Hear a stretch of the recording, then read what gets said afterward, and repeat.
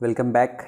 और I hope कि आप 1.3 एक्सरसाइज तक आपने कर लिया होगा सॉल्व सारे एक्सरसाइज को। ठीक है, प्रीवियस लेक्चर में जो हमने पढ़ा था वो सबसेट के बारे में पढ़ा था, तो क्विकली हम रिवाइज कर लेते हैं। ठीक है, सबसे पहले हमने सबसेट पढ़ा था। सबसेट जो पढ़ा था, ध्यान रखना है कि हम इसमें दो सेट को कंपेयर कर रहे हैं। ठीक है, एक सेट और दूसरे सेट को कंपेयर कर रहे हैं और देख रहे हैं कि क्या यदि सेट ए और बी है, ए का सारा एलिमेंट बी में है या नहीं है। यदि ए का सारा एलिमेंट बी में है तो हम कहेंगे कि A is subset of B. तो यही डेफिनेशन था कि set A is said to be a subset of B if every element of A is also an element of B. और आपको पता है कि बी में एक्स्ट्रा एलिमेंट भी हो सकते हैं, ए का जितना है उसके अलावा भी हो सकते हैं, नहीं भी हो सकते हैं। ठीक है, और इसको मैथमेटिकल सिंबल ऐसे दिया गया था, ये भी बहुत इंपॉर्टेंट है कि A is subset of B if. अब यदि ए एलिमेंट है पहले सबसेट का, this implies A is also a element of B. ठीक है, मतलब A is subset of B if A is an element of A implies that A is also an element of B. ठीक है, ये important part था और इसका symbol जो है वो इस तरह से हम दिए थे। और इसमें इज सबसेट ऑफ इसको पढ़ते हैं या इज कंटेंट इन कहते हैं, मतलब A is content in B. Obviously बात है, ज़्यादा मीनिंगफुल लग रहा है। ठीक है, दूसरा था कि if A is subset of B then every element of A, थोड़ा सा मिस में था, every element of A is in B but every element of B may or may not be in A। ऐसा था, हमने देखा था, पहले ही बता दिया हमने। नेक्स्ट में if A is subset of B, मतलब A is contained in B and B is subset of A, मतलब B is contained in A। तो ये तभी पॉसिबल है जब A और B बराबर है, जिसमें ये सिंबल जो है, ये सिंबल जो दोनों तरफ एरो ऐसे मार्क दिया गया है, ये टू वे इम्प्लीकेशन है और ये बता रहा है कि इफ एंड ओनली इफ। कभी कभी IFF इसे लिख देगा। ठीक है, तो A सबसेट B का और B सबसेट A का तभी हो सकता है जब दोनों बराबर होगा। नेक्स्ट में था every set A is subset of itself, अपने आप का सबसेट होता है। ठीक है, और फाई जो है वो सभी सेट का सबसेट है, फाई जो है वो सभी चीज का सबसेट है। ठीक है, नेक्स्ट में था कि if A and B be two sets और if A is subset of B and A not equal to B, then A is called the proper subset of B। ठीक है, A को proper subset of B कहते हैं and B is called super subset of A। B को super subset of A जब बराबर नहीं होगा, मतलब B में नंबर ऑफ एलिमेंट्स ज़्यादा हैं A से। ठीक है, फॉर एग्जाम्पल यदि A 1 2 3 है और B में 1 2 3 4 है, तो हम कहेंगे A जो है is proper subset of B and B is super subset of A। ठीक है, नेक्स्ट में if A set A has only one element, हम इसको सिंगल टोन सेट भी कहते हैं। यदि एक ही एलिमेंट होगा तो सिंगल टोन सेट भी कहते हैं। और हमने कहा था that N element of set can never be subset of itself. ये बहुत इंपॉर्टेंट कंक्लूजन। जैसे कहने का मतलब ए एक सेट है और सपोज करो कि इसमें 1 3 4 ऐसे रखा हुआ है और मैं कहता हूं कि 1 इज सबसेट ऑफ ए, ये लिखना गलत है, कंप्लीट गलत है। ठीक है, हाँ मैं ऐसा लिख सकता हूं कि जैसे एक सबसेट है जिसमें एक ही एलिमेंट ए है, दिस इज सबसेट ऑफ ए, ऐसा लिखा जा सकता है क्योंकि अब ये एक सेट हो गया। जैसा मैंने कहा कि सबसेट हमेशा दो सेट को कंपेयर करते हैं। ठीक है, एक ये कंक्लूजन भी बहुत इंपॉर्टेंट था कि जो नेचुरल नंबर है वो सबसेट है इंटीजर्स का, क्योंकि इंटीजर्स में क्या होता है -1 -2 -3 माइनस इन्फिनिटी भी होता है, 0 1 2 3 प्लस इन्फिनिटी भी होता है। और नेचुरल नंबर सिर्फ 1 से स्टार्ट होकर इन्फिनिटी तक जाता है, 1 2 3 4। तो इंटीजर का जो नेचुरल नंबर होगा वो सबसेट होगा इंटीजर का, और ये सबसेट होगा क्यों, रेशनल नंबर का। रेशनल नंबर में क्या होता है कि integers as well as fractions भी आ जाते हैं। ठीक है, तो ये बड़ा सा इसका डोमेन हो गया। ठीक है, तो इसका सबसेट Z हो जाएगा। फिर Q is subset of real number, क्योंकि रियल नंबर में दोनों चीज होता है, रेशनल और इरेशनल दोनों होता है, तो Q सबसेट R का हो जाता है। और irrational number is also a subset of R। ठीक है, but N is not subset of T, क्योंकि T क्या है, इरेशनल नंबर है, तो कभी नेचुरल नंबर इरेशनल नहीं हो सकता। ठीक है, तो ये सारी चीजें हमने वहां पे देखा था। दूसरा, इंटरवल ऑफ सबसेट बी हमने देखा था कि यदि हमारे पास में ए और बी है और हम ए से बी तक सारे पॉइंट्स को कंसीडर कर रहे हैं एक्सेप्ट ए एंड बी, ए और बी को एक्सक्लूड कर रहे हैं, तो हम ऐसे लिखेंगे।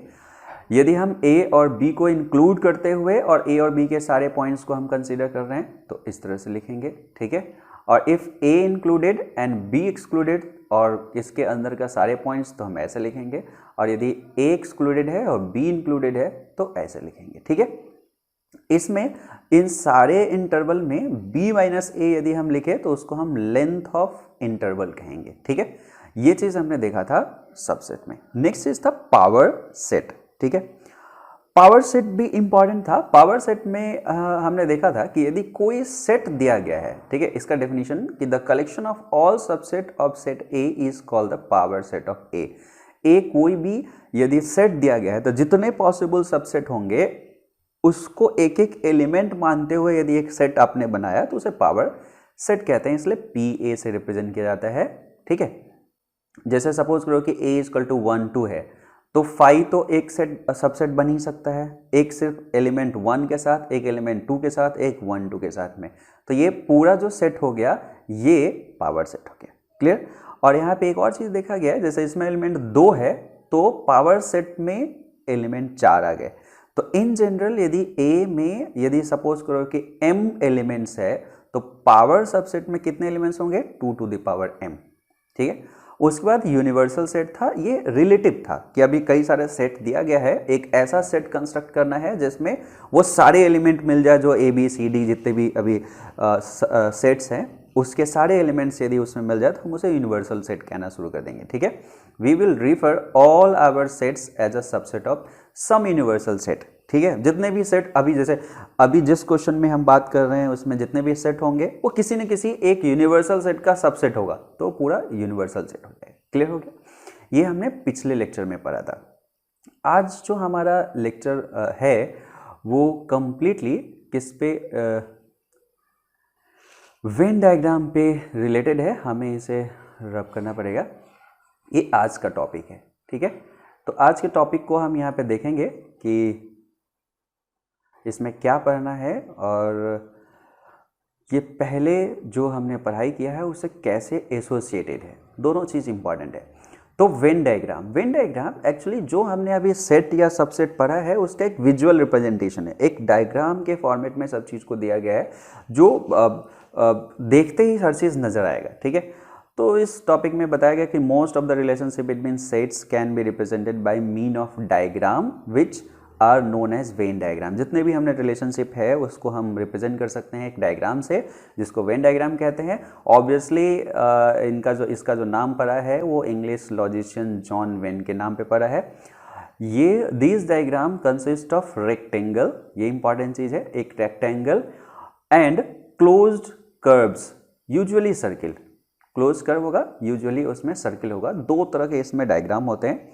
जितने भी यूनिवर्सल सेट होगा उसे रिप्रेजेंट करेंगे हम रेक्टेंगल से, और जो सबसेट होगा उसे रिप्रेजेंट करेंगे सर्किल से, ठीक है।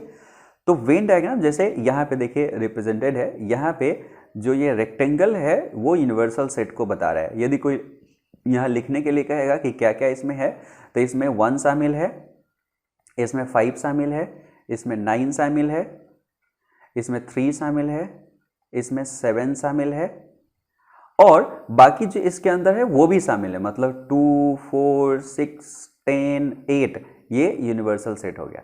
लेकिन इसमें ए जो है, यदि ए यहाँ पे कोई कहे लिखने के लिए तो ए जो है वो सिर्फ 2 4 6 10 8 ये ए है, क्लियर। तो ये यूनिवर्सल सेट में ए, और सीधे दिख रहा है कि A is subset of you. यहाँ पे हम सीधे इस डायग्राम से ये भी कह सकते हैं कि A is subset of you. तो बहुत ही आसान हो गया। जो भी चीज़ हम अभी लिखते थे इस फॉर्मेट में, जिसे रोस्टर फॉर्मेट भी कहते थे, टेबुलर फॉर्मेट भी कहते थे, उसको अब हमने एक डायग्राम के फॉर्मेट में स्टडी करना शुरू कर दिया, ठीक। अब जैसे इस फिगर को देखते हैं, इस फिगर को देखने की कोशिश करते हैं कि इसमें क्या क्या है, ठीक है। जैसे देखो यहाँ पे यूनिवर्सल सेट एक दे दिया गया है U, जिसमें ये सारे नंबर्स है। अब देखो A एक सेट है जिसमें सारे एलिमेंट है 2 8 4 6 10। यहाँ पे यदि A लिखा जाए तो एक्चुअली उसमें 2 है, 4 है, 6 है, 8 है, 10 है, ये ए में है। लेकिन यदि इसमें बी यदि मैं लिखूं तो बी इसमें अंदर क्या है, 4 और 6 सिर्फ है, 4 और 6 सिर्फ बी है। और ये सारा एलिमेंट्स प्लस 1, 9 और 3, 5, 7 या सब चीज़ को इंक्लूड कर दोगे तो यूनिवर्सल सेट हो जाएगा। सीधे दिख रहा है कि ए और बी यू का तो सबसेट है ही, क्योंकि उसके एलिमेंट्स उसमें कंटेंट है। दूसरा बी यहाँ पे सबसेट है ए का, दिख रहा है हमें।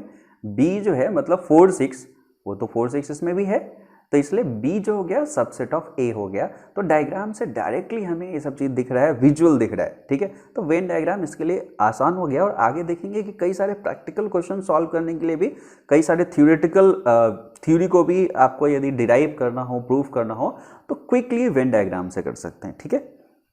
तो यहाँ पे इसी चीज़ को बताया गया है कि ए इतना होगा, यू में तो सारे चीज़ आ जाएंगे इसमें, और obviously B subset of A है, वो डायरेक्टली दिख रहा है। तो Venn diagram when we discuss, अब इसमें आगे जो हम देखेंगे ऑपरेशन ऑन सेट्स देखेंगे। और वेन डायग्राम से अक्सर हम यूनियन, इंटरसेक्शन और डिफरेंस ऑफ सेट को देखने जा रहे हैं। तो यही 3 चीज़ है, 3 ये ऑपरेशन है जिसको हम देखने जा रहे हैं ऑपरेशन ऑफ सेट्स में, ठीक है। इसमें बताया गया है कि in earlier classes we have learned how to perform the operation of addition, subtraction, multiplication, division on numbers. अभी हम नंबर्स के साथ में ये ऑपरेशन किए थे कि 2 और 2 4 होगा, 2 और 3 5 होगा। यदि हम सब्ट्रैक्ट करते हैं 5 - 3 तो 2 होगा। इस तरह की चीज़ें, 5 × 2 10 होगा, डिवीजन 5/2 2.5 होगा। ये सब चीज़ें हमने नंबर्स के साथ में देखा है। अभी हम एज अ सेट के साथ में कुछ ऑपरेशन देखेंगे, और वो ऑपरेशन इसी तरह से कुछ अलग चीज़ डिफाइन किया गया है जो यूनियन, इंटरसेक्शन और डिफरेंस है। तो ये यूनियन, इंटरसेक्शन और डिफरेंस ये जो है, इसी को हमें डील करना है इस टॉपिक में, ठीक है।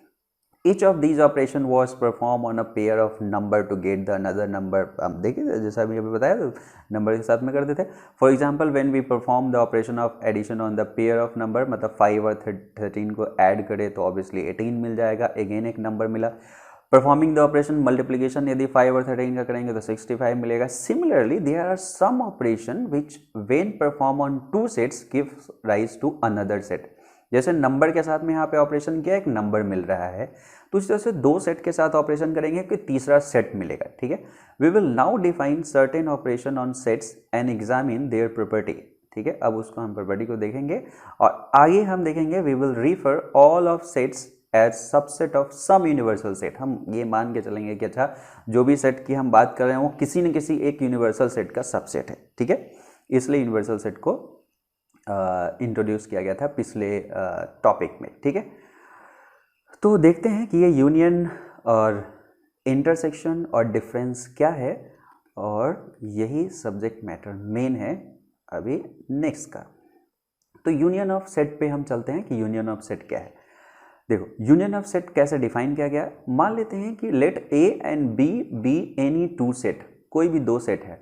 The union of A and B is the set, इसका यूनियन इज द सेट, मतलब यूनियन भी एक सेट होगा which consist of all the element of A and all the element of B. मतलब इन दोनों को जब हम यूनियन करेंगे तो उसमें ए और बी का सारा एलिमेंट शामिल रहेगा। किसमें? रिजल्ट, यूनियन के बाद जो रिजल्ट में आएगा, the common elements being taken only once. लेकिन उसमें जो कॉमन एलिमेंट होगा ए और बी में, उसको एक ही बार लेंगे, ठीक है।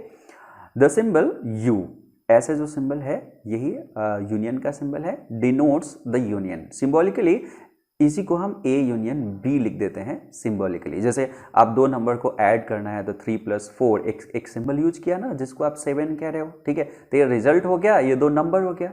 तो यहाँ पे हम क्या करेंगे, 2 सेट होगा और इन 2 सेट का एक यूनियन निकालेंगे तो वो भी एक सेट ही होगा। और ऐसा होगा कि इसके सारे एलिमेंट्स उसमें हो, लेकिन कॉमन पार्ट जो हो वो एक ही बार आए। जैसे देखो 2, तो इसमें 2 भी होगा, इसमें 4 भी होगा, ठीक है, 6 भी होगा, 8 भी होगा। अब यहाँ पे देखो 2 4 6, इसमें 6 दोनों में था लेकिन एक ही बार हमने लिखा। 8 भी होगा, 10 भी होगा और 12 भी होगा। तो ये जो सेट एक पूरा बना, ये ए यूनियन बी बन गया, जो कि रिजल्टेंट एक सेट है, ठीक है। तो दो सेट का यूनियन करेंगे तो क्या होगा, सारे एलिमेंट्स को रखेगा, और आपको पता है कि एक सेट में रिपीट नहीं होना चाहिए, तो आपको दिख रहा है कि कॉमन एलिमेंट को एक ही बार रखेंगे, तो बहुत सिंपल। ठीक, ए यूनियन बी हमारा ये हो गया। Note that the common element 6 and 8 have been taken only once. देखा गया 6 और 8 दोनों में है, लेकिन हम उसमें क्या करेंगे, एक ही बार उसे कंसीडर करेंगे while writing A union B. एकदम आसान है।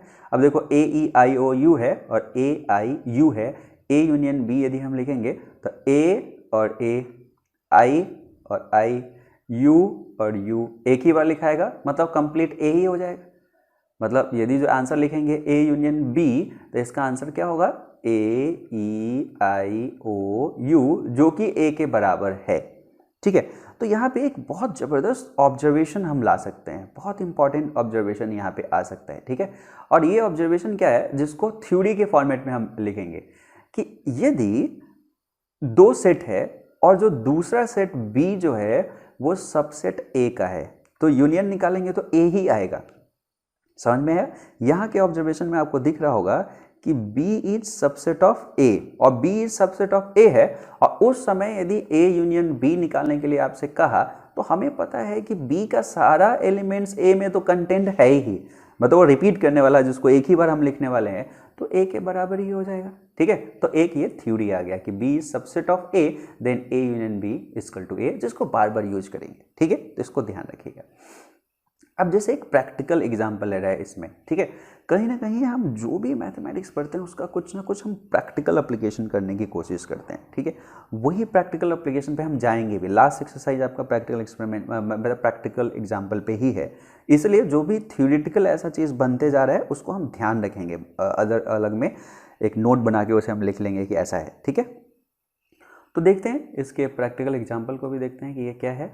और हम अभी इम्पॉर्टेंट चीज़ ध्यान रखेंगे कि यूनियन में यदि दो चीज़ ऐसा है कि एक दूसरे का सबसेट है और उसका यूनियन निकालेंगे तो क्या आंसर आया है वो भी देखेंगे। चलिए एग्जाम्पल नंबर 14 को पढ़ते हैं। लेट एक्स में राम गीता अकबर, राम गीता अकबर तीन लोग हैं एक्स में, B the set of student of class 11 में है, who are in school hockey team, ये इसका मतलब हॉकी टीम के मेंबर्स हैं। ठीक है, let Y Gita David Ashok be the set of student from the class 11 who are in the school football team, ये फुटबॉल टीम में है और ये एक तरह से हॉकी टीम में है। ठीक है, अब एक्स यूनियन वाई निकालना है और इसके एंड इंटरप्रेट द सेट, जो आया उस सेट को भी इंटरप्रेट भी करना है। ठीक है, तो सिंपल है, इसमें राम है इसमें नहीं है तो राम तो आएगा ही एक बार, गीता इसमें है गीता इसमें है, तो गीता दोनों में है तो हम उसको एक ही बार ले लिए। ठीक है, इसमें अकबर है इसमें अकबर नहीं है, एक बार तो लेना ही पड़ेगा। ठीक है, तो ये शामिल हो गया, गीता पहले शामिल हो चुकी है। फिर डेविड, तो डेविड इसमें एक है दूसरे में नहीं है तो डेविड हमने लिख दिया, अशोक हमने लिख दिया, तो ये एक सेट बन गया। ठीक है, अब देखना ये बहुत इंपॉर्टेंट है कि ये तो हमने लिख दिया, इसे प्रैक्टिकली क्या कहे, प्रैक्टिकली क्या कहे, तो हम कह सकते हैं कि ये वो रिजल्टेंट जो यूनियन के बाद जो रिजल्टेंट है वो एक सेट है, ऐसा सेट है कि who are in the hockey team और फुटबॉल टीम और बोथ। देखो कितना बढ़िया इसका मीनिंग है कि जो यूनियन के बाद आया है, ये जो राम गीता अकबर डेविड अशोक है, ये या तो हॉकी में है या तो फुटबॉल में है या दोनों में है। ठीक है, तो यही मीनिंग हो गया यूनियन का, हॉकी टीम और फुटबॉल टीम और बोथ।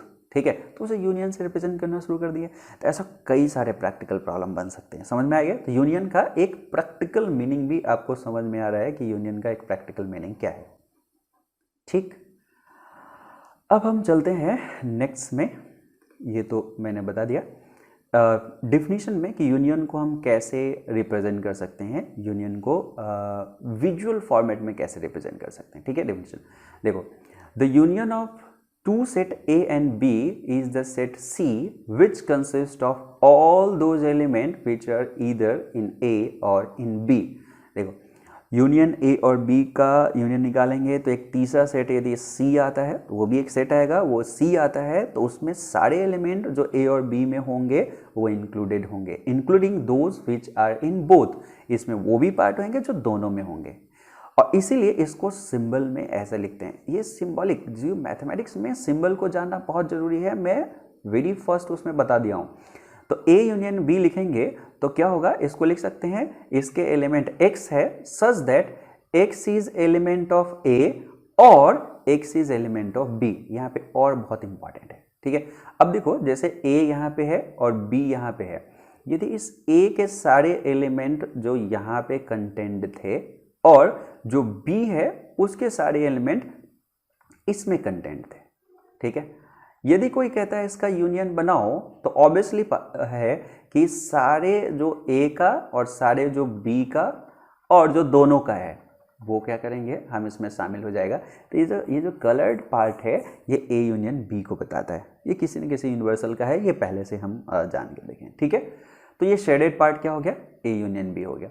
अब यहाँ पे इसके कुछ प्रॉपर्टीज है जिसको हम ध्यान में रख लेंगे कि यूनियन का क्या प्रॉपर्टी होता है। जैसे a यूनियन b या b यूनियन a करते बात बराबर है, a और b का यूनियन करे और b और a का यूनियन करे बात बराबर है, इसको हम कहते हैं कि ये कम्यूटेटिव लॉ को फॉलो करता है। ऐसा जहाँ पर भी होता है, जैसे 3 + 5 और 5 + 3 8 ही होता है, तो उसको हम कहेंगे कि ये समेशन नंबर में कम्यूटेटिव लॉ को फॉलो करता है, तो ये भी कम्यूटेटिव लॉ को फॉलो करता है, ठीक है। नेक्स्ट में है यदि 3 सेट है उसका यूनियन निकालना है, तो हमने पहले A यूनियन B किया और जो सेट आया रिजल्ट उसको C के साथ में यूनियन किया, या पहले हमने B और C को यूनियन कर दिया, फिर जो सेट आया उसको हम A के साथ यूनियन किए, दोनों बात बराबर होगा, ठीक है।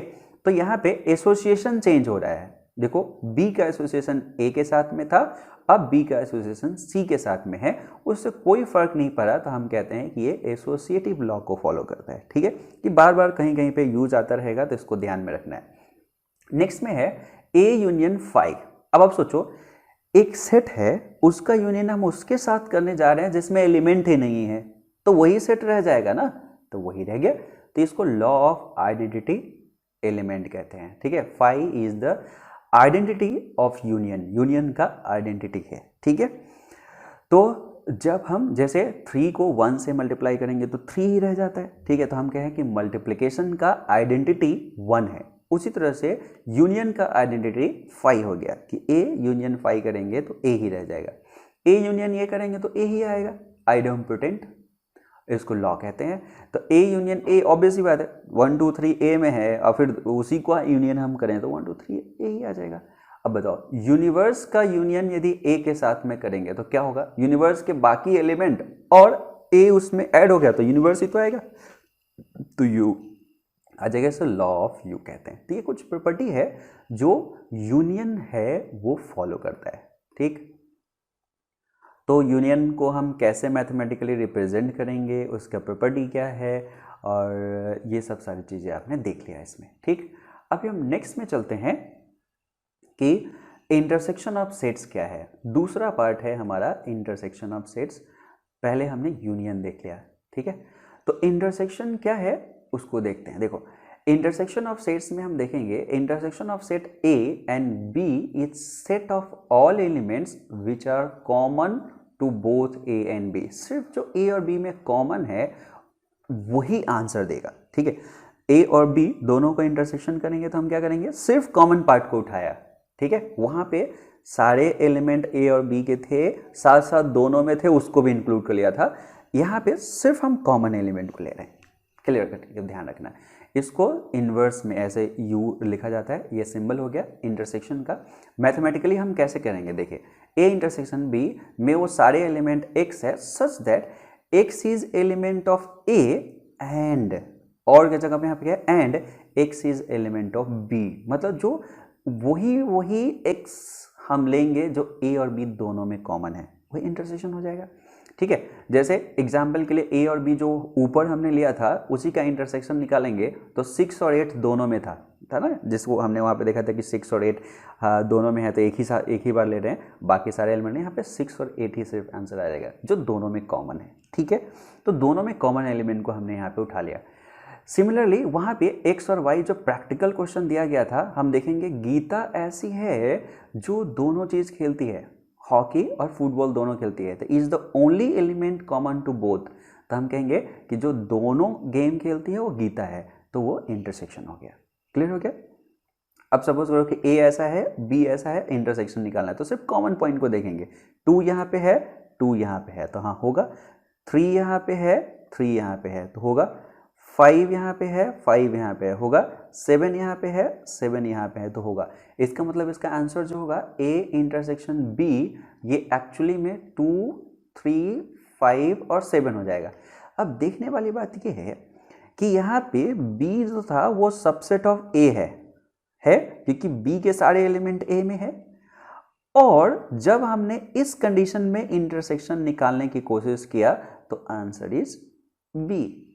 ठीक है, तो आंसर क्या आ गया? B ही आ गया, जो सबसेट जो था वही आ गया, B आ गया।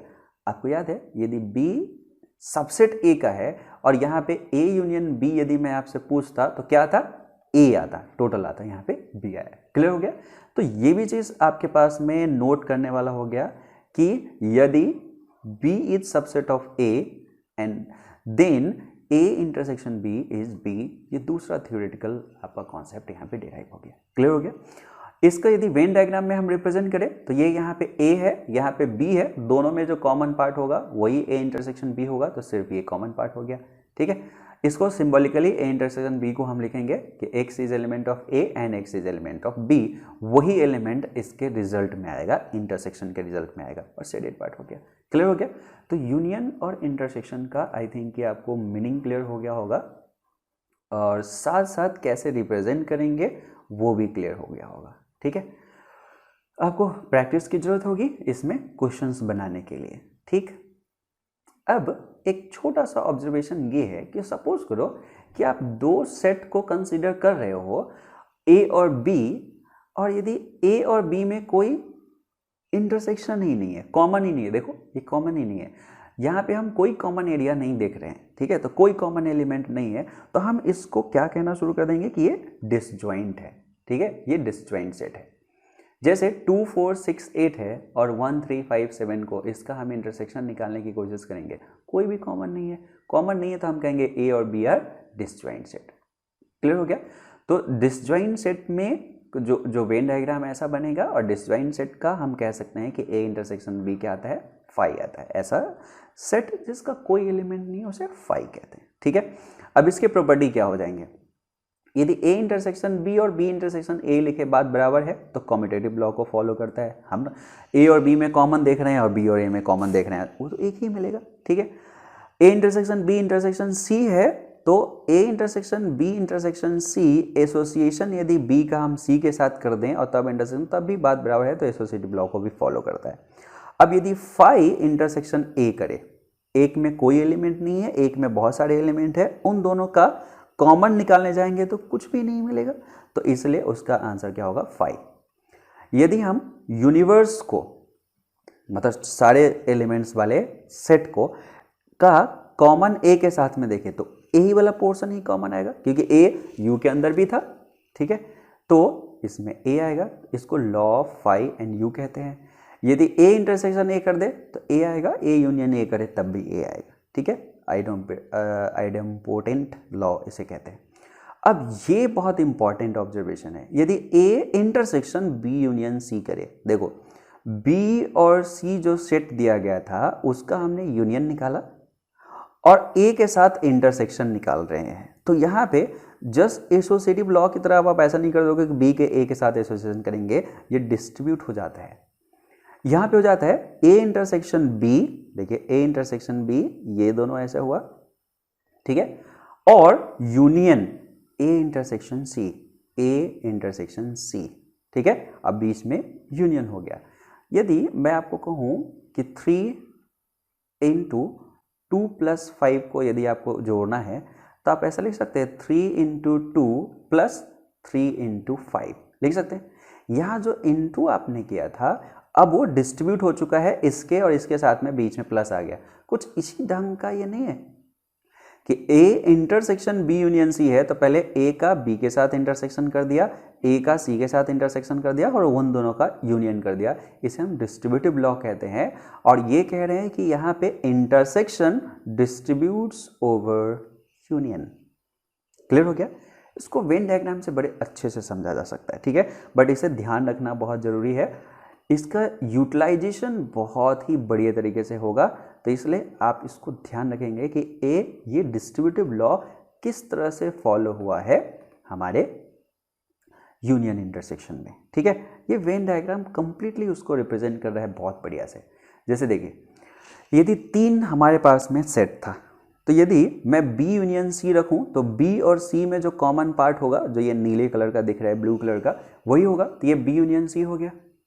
यदि मैं अब B यूनियन C और A के साथ इंटरसेक्शन देखूं तो B यूनियन C में सारे ब्लू था और A के साथ कॉमन क्या है, सिर्फ यही है, ये पूरा ब्लू था ना, ठीक है। तो A के साथ तो कॉमन ही हो गया, इसमें A के साथ जो कॉमन आप एलिमेंट देखोगे B यूनियन C का, वो सिर्फ इतना ही होगा, क्योंकि B यूनियन C एक सेट तो बन चुका है जो ब्लू वाला पार्ट है। अब उसका A के साथ में कॉमन देखना था, क्योंकि हम इंटरसेक्शन निकाल रहे हैं, तो वो यही होगा, मतलब ये आंसर है। तो लेफ्ट हैंड साइड में जो था A intersection B union C, वो ये फिगर को रिप्रेजेंट कर रहा है। अब राइट हैंड साइड में देखते हैं। सबसे पहले A इंटरसेक्शन B निकाला गया। अब A इंटरसेक्शन B जो निकाला गया, A इंटरसेक्शन B यहाँ पे आपको दिख रहा है, A इंटरसेक्शन B। फिर A इंटरसेक्शन C निकाला गया, A और C में कॉमन, ये आपको दिख रहा है। अब यदि मैं कहूँ कि इन दोनों का यूनियन करो, तो ये ब्लू वाला पोर्शन और ये ब्लू वाला पोर्शन एक साथ हो जाएगा, ये हो गया, है कि नहीं। अब बताओ, ये और ये बराबर है कि नहीं, कि राइट हैंड साइड है और ये लेफ्ट हैंड साइड था, दोनों बराबर है, तो आपका आंसर होगा यस है, और है तो आंसर हो गया। क्लियर। तो अब अभी आपने एक चीज़ देख लिया कि किस तरह से हम यूनियन और इंटरसेक्शन का मीनिंग और वेन डायग्राम से कैसे निकाल सकते हैं, ये चीज़ आपको यहाँ पे दिख गया।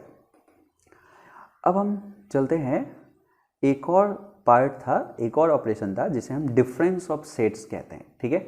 तो डिफरेंस ऑफ सेट्स पे चलते हैं। जैसे 2 सेट दिया गया है, उसका डिफरेंस करेंगे तो क्या होगा, देखो, the difference of set A and B in this order is the set, difference भी एक सेट होगा, of the element which belongs to A but not to B, ठीक है।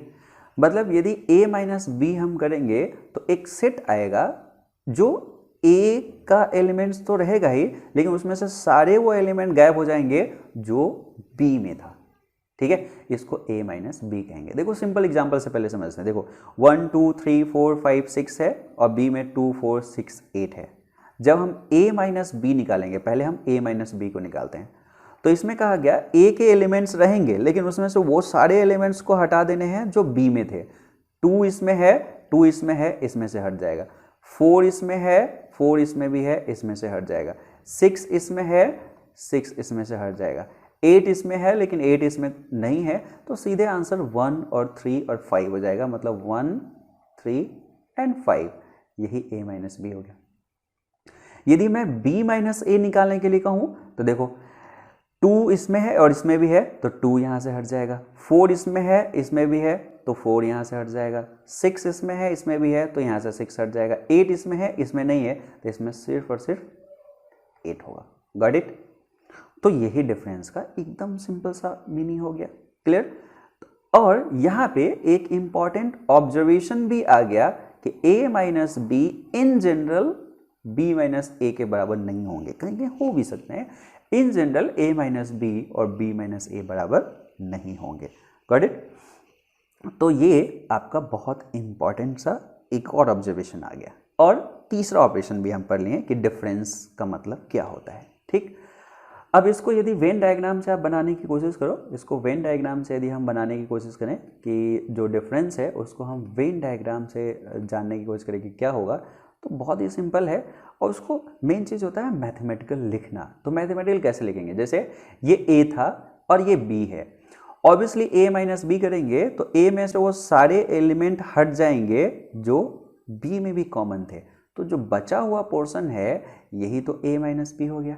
ठीक है, क्लियर हो गया।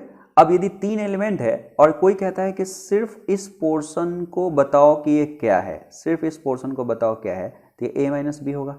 सिर्फ इस पोर्शन को बताओ कि क्या है, ये B माइनस ए होगा। इसको बताओ क्या है, A इंटरसेक्शन B हो गया। तो इस तरह से वेन डायग्राम में हम बहुत सारी चीज़ बना सकते हैं।